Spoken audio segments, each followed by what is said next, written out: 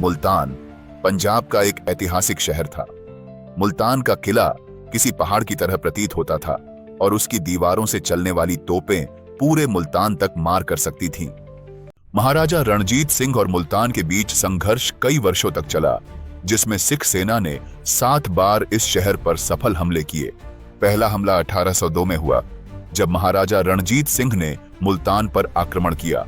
नवाब मुजफ्फर खान ने प्रतिरोध के बाद आत्मसमर्पण कर दिया और कुछ उपहारों के साथ वार्षिक नजराना देने का वादा किया। 1805 में एक और हमला हुआ, जिसमें नवाब ने कीमती उपहार और 70,000 रुपये बतौर नजराना देकर फिर से सिख सेना को शांत किया। लेकिन यह स्पष्ट था कि यह समझौते अधिक समय तक टिकने वाले नहीं थे। 1807 में जंग से भागे अहमद खान सियाल ने नवाब को महाराजा रणजीत सिंह के खिलाफ खड़ा होने के लिए उकसाया। इस पर नवाब ने महाराजा रणजीत सिंह का विरोध करने का फैसला किया, लेकिन सिख सेना ने तुरंत कार्रवाई करते हुए मुल्तान को घेर लिया। आखिरकार नवाब को फिर से नजराना देना पड़ा, जिसके बाद घेराबंदी हटा ली गई। 1810 में चौथा हमला तब हुआ जब मुजफ्फर खान ने नजराना देने से इनकार कर दिया। इस बार महाराजा रणजीत सिंह ने सीधे शहर पर कब्जा कर लिया और किले की घेराबंदी कर दी। 2 महीने तक चले कठिन युद्ध के बाद नवाब को 1,80,000 रुपए, 20 घोड़े और वार्षिक नजराना देने का वादा करना पड़ा। 1812 में 5वां हमला तुलनात्मक रूप से कम हिंसक था, क्योंकि दोनों पक्षों के बीच नजराने को लेकर सहमति बन गई थी। 1815 में छठा हमला हुआ, जब नवाब ने बकाया नजराना देने में देरी की, लेकिन अगस्त 1817 में लाहौर को सूचना मिली कि नवाब जनता से जबरदस्ती पैसे वसूल रहा था, जिससे मुल्तान के लोग परेशान थे। 1818 में महाराजा रणजीत सिंह ने मुल्तान पर आखिरी और सबसे निर्णायक हमला करने का फैसला किया। यह संघर्ष अब केवल एक नजराने की मांग तक सीमित नहीं था, बल्कि मुल्तान के लोगों पर हो रहे अत्याचार से उन्हें मुक्त करना और मुल्तान को पूरी तरह से सिख साम्राज्य के अधीन करना था। शहर के आसपास की छोटी छोटी मुस्लिम रियासतों को पहले ही खत्म किया जा चुका था और अब केवल मुल्तान बाकी था। मुल्तान की ओर 20,000 सैनिकों का एक विशाल काफिला रवाना हुआ। इसकी कमान मिस्र दीवान चंद के हाथों में थी, लेकिन सरदारों के बीच विवाद और ईर्ष्या से बचने के लिए महाराजा रणजीत सिंह ने अपने बेटे राजकुमार खड़क सिंह को सेना का नाम मात्र कमांडर नियुक्त किया। किले को तोड़ने के लिए तोपखाने का मुख्य जिम्मा इलाही बख्श को सौंपा गया। उन्होंने अपना मुख्यालय कामालिया में स्थापित किया। साथ ही बड़ी भंगी तोप जमजमा को मुल्तान ले जाने का आदेश दिया गया। निहंग दस्ते भी इस अभियान में शामिल किए गए। महाराजा रणजीत सिंह स्वयं लाहौर में रहे। राजधानी और मुल्तान के शिविर के बीच हर 3 मील पर संदेशवाहक तैनात किए गए, ताकि हर नई जानकारी महाराजा तक पहुंचे और वे तुरंत आदेश जारी कर सकें। मुल्तान के नवाब मुजफ्फर खान इन तैयारियों से भलीभांति परिचित था। उसे समझ आ गया था कि इस बार खालसा दरबार को रिश्वत या अन्य उपायों से नहीं रोका जा सकता। उसने अपनी सेना और जनता को जिहाद के लिए तैयार किया और शहर व किले को एक लंबी घेराबंदी के लिए मजबूत किया।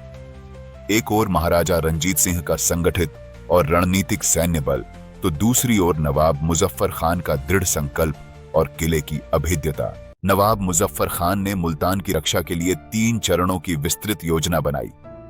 सबसे पहले नवाब ने अपनी गाजी फौज को खुले मैदान में लड़ाई के लिए उतारा। इस लड़ाई का मकसद सिखों को शुरुआती झटका देना और समय हासिल करना था। गाजी फौज ने अपने शहादत के लक्ष्य को पूरा करते हुए बहादुरी दिखाई, लेकिन उनकी तलवारों और भालों से लैस अनियमित सेना सिख सेना की अनुशासित और आधुनिक हथियारों से लैस टुकड़ियों का सामना नहीं कर सकी।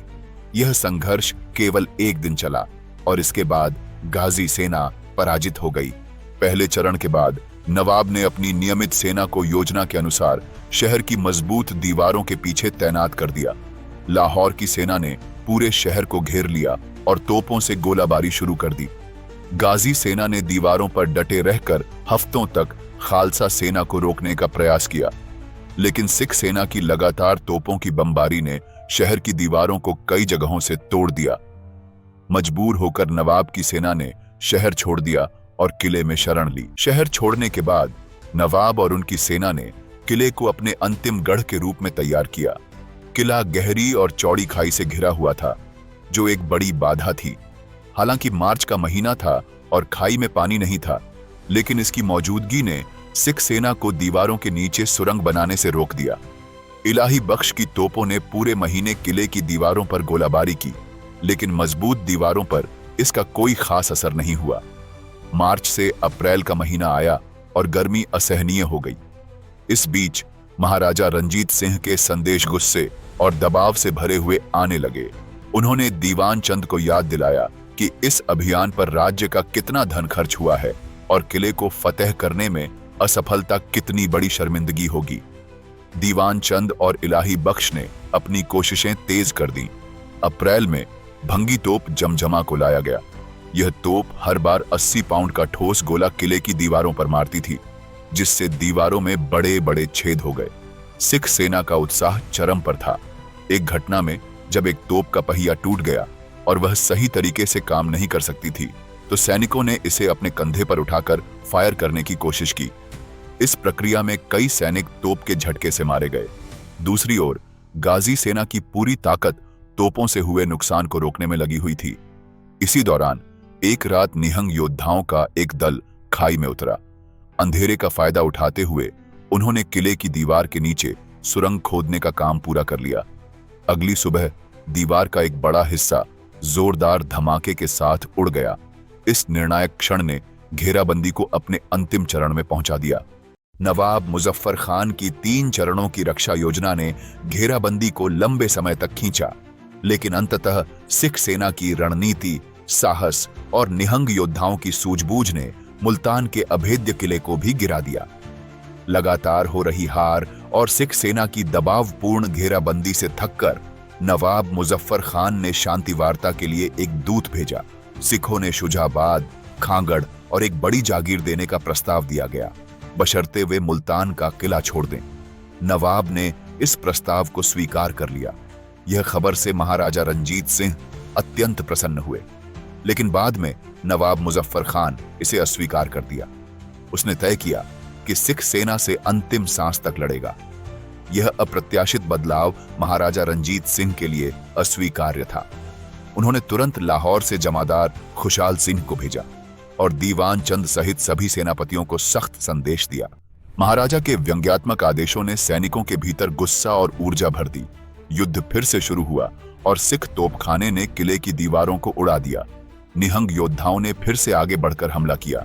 उनके नेता साधु सिंह ने अपने दल के साथ किले की दीवार के टूटे हिस्से से प्रवेश किया और अंदर मौजूद सेना पर जोरदार हमला बोला। सिख सेना ने गाजी सेना को पीछे खदेड़ते हुए नवाब के महल की सीढ़ियों तक पहुंचने में सफलता पाई। नवाब मुजफ्फर खान ने अपने बेटों और भतीजों के साथ अंतिम युद्ध के लिए निकल पड़े। यह संघर्ष अत्यंत भीषण था। इस दौरान नवाब, उनके 2 बेटे और एक भतीजा मारे गए। उनके 2 छोटे बेटे जिंदा पकड़े गए। आखिरकार 2 जून 1918 को किले ने आत्मसमर्पण कर दिया। यह ऐतिहासिक घटना 3 दिन बाद लाहौर पहुंची। इस बार महाराजा रंजीत सिंह की खुशी की कोई सीमा नहीं थी। लाहौर में फिर से उत्सव मनाया गया। रंजीत सिंह की प्रतिष्ठा एक महान विजेता के रूप में और बढ़ गई। इस वीडियो को देखने के लिए धन्यवाद। मिलते हैं अगली बार। प्लीज लाइक करें, शेयर करें और सब्सक्राइब करें। जय हिंद, जय भारत।